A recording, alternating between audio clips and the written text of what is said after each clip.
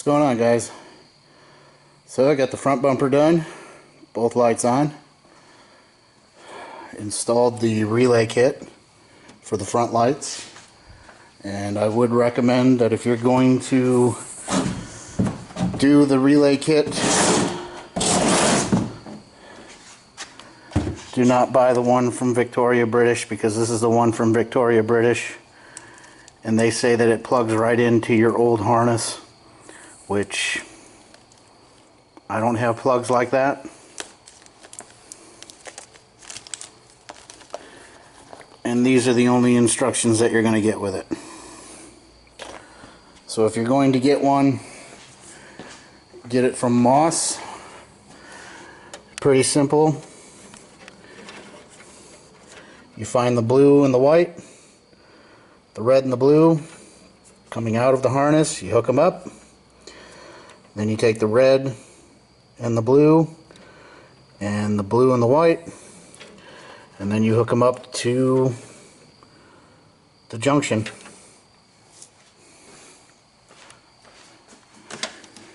That goes down to the starter where the battery is hooked up, and my ground is right there. It's down there. Now you're probably wondering why I got all the wiring out. I was trying to figure out why my left turning signal was not working. It was not getting any power, and then when I took all the tape off, it wasn't connected. So all the lights work. We got the panels in. Wife went in and we put Velcro on these. I didn't really want to screw them in or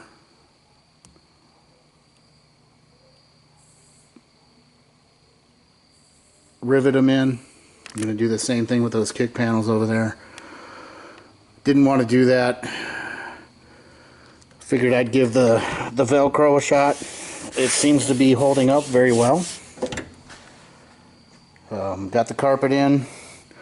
Just a little bit of an issue with the carpet, so I suggest if you get the full carpet kit, which we got the full carpet kit. So it came with the trunk, carpet. Lay it all out on the floor. The one that has the mat, it's a goofy looking piece. That one goes there. If you had a right side drive, which would be the UK model, that would go on the opposite side and the other one would come over here.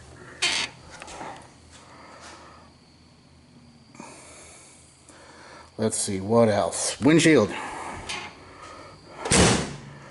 Windshield wasn't as bad as I thought it was going to be. I was not able to get the two screws out here, so I actually had to put the window in the frame with this pillar connected and the bottom connected, so I had to kind of squeeze it in there and then put it back together. Putting it on, I doubt I'll ever get those bolts in there. And there is actually supposed to be a vinyl piece that goes along here. I decided I did not want to put that on there, so I just left it off. I think it looks better anyway, and you're barely going to be able to tell, but everything else is looking good. I got the steering wheel off, so eventually I can get the dash in. I had to order a clamp to clamp that for the heater. I went on to Amazon, bought some tubing, so the defrost or the defog is all set up on there. The trunk lid is on, but it has its issues, which I found out it scrapes here, and you can see obviously where it took the paint off. Like I said, when I was doing everything, clean the lens off there. While I was painting and sanding this down, it looked like that had been replaced. So it wouldn't surprise me if that is not on there right. But there's the carpet kit, spare tire. The trunk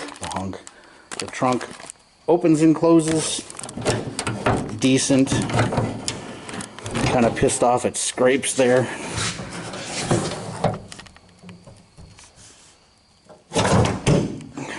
Well, it didn't do it that time.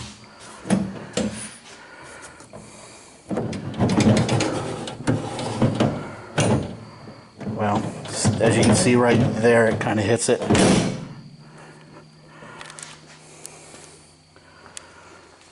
Only one more panel to put on, the seats, the dash. Got the door panels on, those look great. I'm so glad that these were still very good to put on.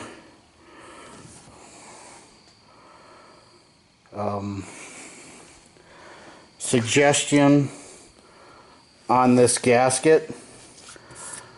I noticed there were people that did the rope. They put a rope in there, and then once they got it on there, they pulled the rope out. I think they put a piece of tape along there. What we did, went out and bought some 50-pound fish line. It's a two-person job, and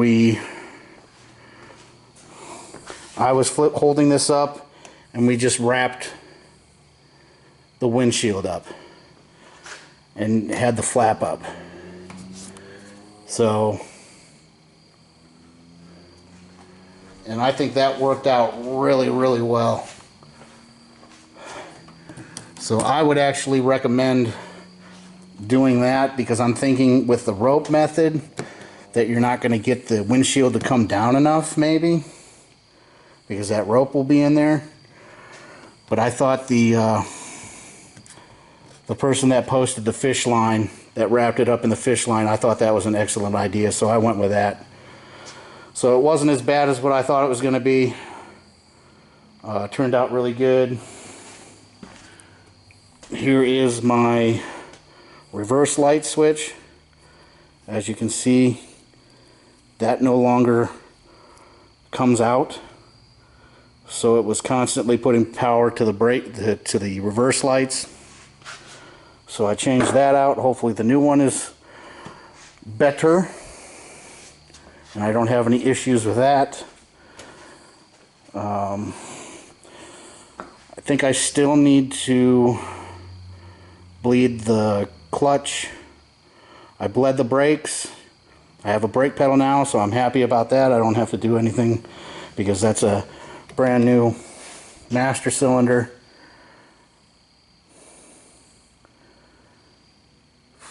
I think that's it. We're getting really close. Got the seats to put in, the dash, the center console, and then this thing will be good to go. And then next thing you know, we'll be taking this thing out for a spin. That'll be fun. Alright guys. Oh yeah, we got the seat belts in. Those weren't too bad. A little bit of a pain, but it was okay. But everything's starting to look really good. It's coming together.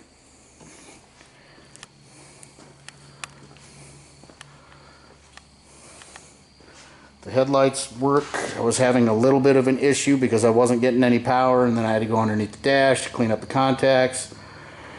As soon as I cleaned up the contacts, everything's good.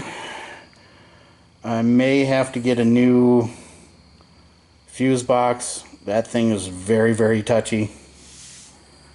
But all in all, Got a new battery. Hooked it up.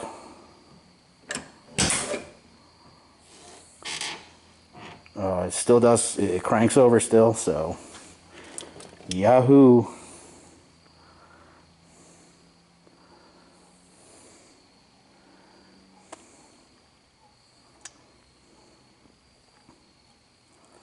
My dome light works too.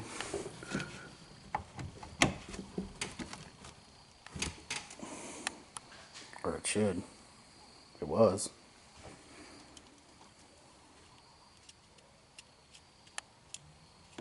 Now why isn't it working?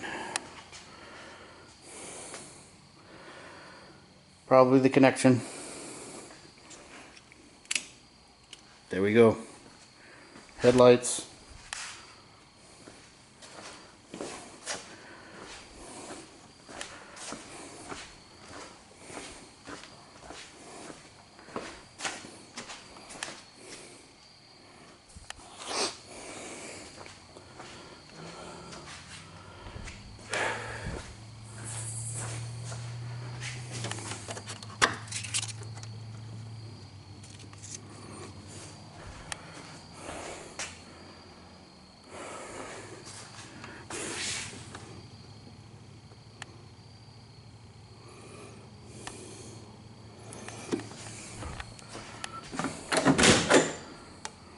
Okay, I guess both doors have to be open, I guess.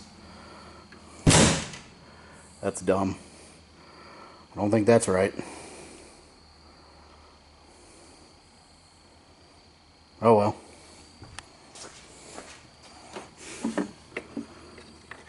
I may have to get a new one of those switches over there. It may be all jacked up. Either that or I got it hooked up wrong. Oh, there we go. Just a little tappy.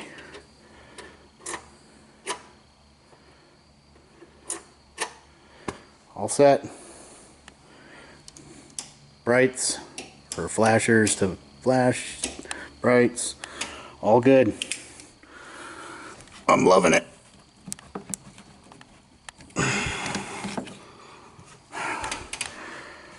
Alright guys, take it easy. Next one we'll hopefully have everything on, ready to go. Alright, peace.